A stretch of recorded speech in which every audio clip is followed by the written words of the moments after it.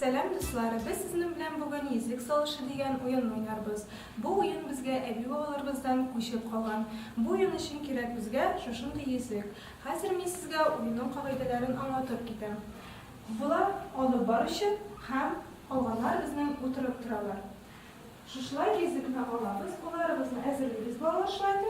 Ushlarimizni hazırlaymiz.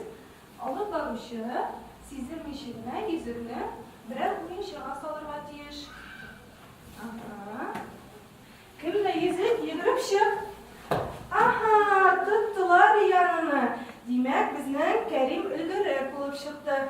Eğer de seni tutarlar iken alıp barışı tağın bir kat tapkır yüzükünü salar. Ede güzellik tağın bir tapkır oynayımız. Bizden Kerim büyük ihtibarlı bulup çıktı. Kimle yüzük yıkırıp şık. Aha, bizden Nesim молодец. Büyük ihtibarlı buldu.